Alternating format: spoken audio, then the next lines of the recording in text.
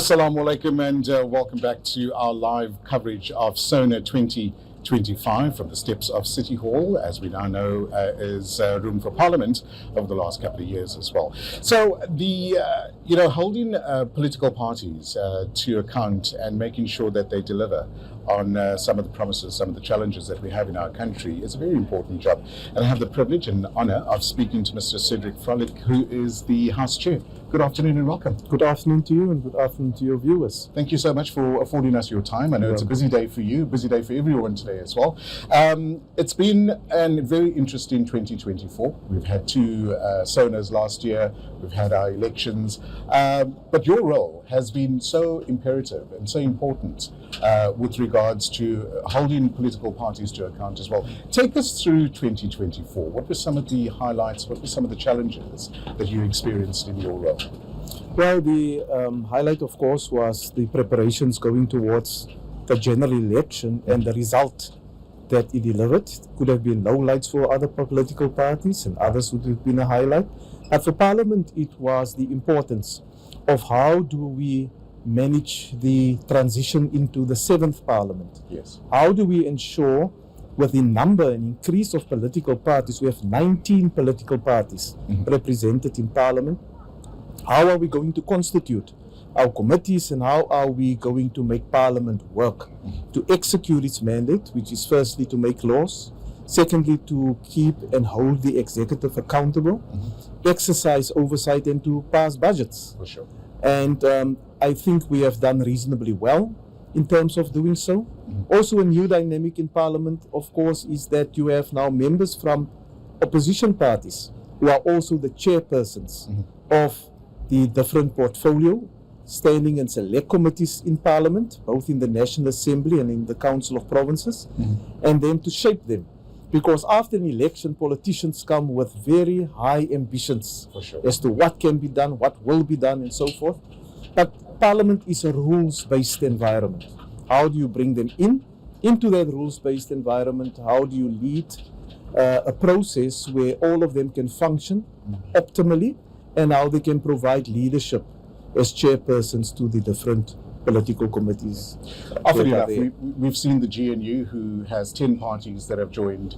You have the Progressive Party, Progressive Caucus, my apologies, that often hold the GNU to account with regards to certain challenges, promises that needs to be made. Obviously, certain things work on budgets, certain opportunities work on a timeline as well. Holding the GNU to account, the Progressive Caucus has made it their life's work to make sure that all the T's are crossed and all the I's are dotted. Keeping those two fractions at bay sometimes can be challenging, and I do know at times people overstep. And then there are processes that needs to be followed. Those processes are we still have processes that are outstanding, that need to be settled? Has it all been finalized? What is that process like?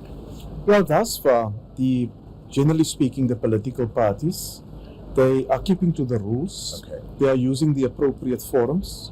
How political parties conduct themselves, whether they are part of the GNU parties or not, or the progressive parties, can be measured in terms of their levels of participation. Gotcha. And how they come across. Okay. And generally speaking, we have had not too much difficulties. As far as my understanding is, there is no processes that is really outstanding. You do find that what you often see on television when the plenary sessions take place is not always a reflection of what happens where the real work is being done in the engine rooms of portfolio committees. Their political parties support one another, whether they GNU or not. They look at what is on the table, align it with their policies to see if it is in line with it or not, and then they come across either to make improvements or to object against some of the principles that's embedded on the agenda items. Great. And generally we find that they're working very well together with one another. Brilliant. SONA 2025, couple of hours away. Are we ready for tonight? Well, logistically everything is in place. There has been a concern about one of the marquees that has been set up. Okay. The engineers are currently looking at that, but there is a plan B Okay, that will be implemented. But as far as the President's State of the Nation address in general is concerned, we are on track, and we are quite sure that South Africans are waiting with a bated breath to hear what is the government's program of action, the GNU's program of action for the year.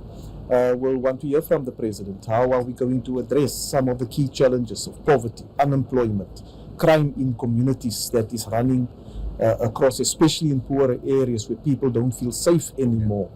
What are the international dimensions that we are dealing with? Yes. I mean, land appropriation has come into question now into as well. sharp focus. The disappointing part, of course, is that one would expect that people generally, but more specifically, foreign countries will familiarize themselves with exactly what the legislation is and the impact of the legislation, objectives of the legislation is that they're talking about. And unfortunately, I don't think they've taken the time and effort to really go into, for instance, the expropriation bill, what it says, how it will be implemented. Yeah. All right, so interesting times ahead. I think that's going to be a key focus, I think, on SONA tonight as well. P20. Yes. Are we ready? Well, we are putting all the necessary steps in place. We will be hosting the G20, and as part of the G20, there's a P20 that precedes that. Yes. The P20 is an important forum for parliamentary diplomacy amongst the different countries that form part of the G20. The focus will be on fostering unity, equality, and also ensuring that we have sustainable development taking place. Right. The theme is closely related to that of the G20. Okay, I see. That talks about solidarity, equality, and sustainability. And so for South Africa, it's once again an opportunity where we will be able to interact with our peers, and also an opportunity to show the rest of the world that we do have the capacity to firstly host, but also to present successfully these important multilateral forums. Brilliant.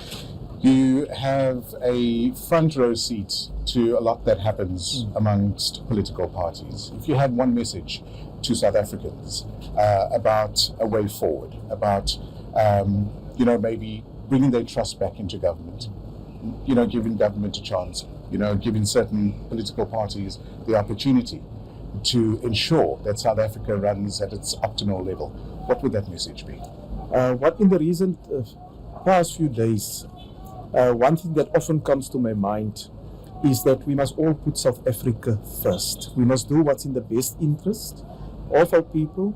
We must be cognizant of the damage that has been caused by apartheid. We must also be cognizant of areas where we did not do well over the last 30 years and continuously improve on that. But South Africa, unlike under apartheid, these institutions of parliament are centers of people's democracy and the power of people to effect change.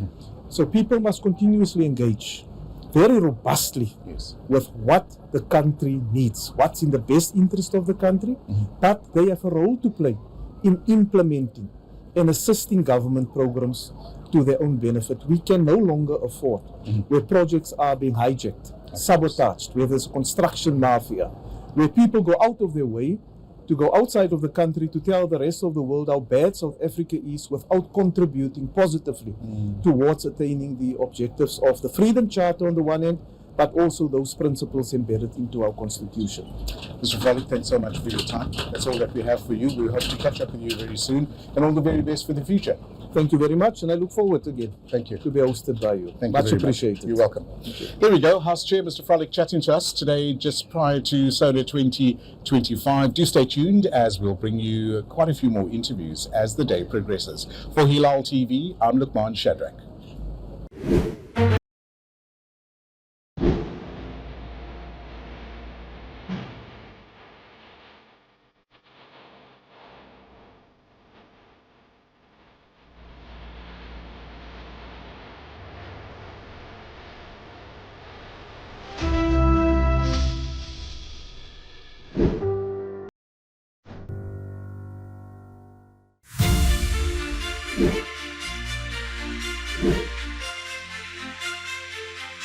You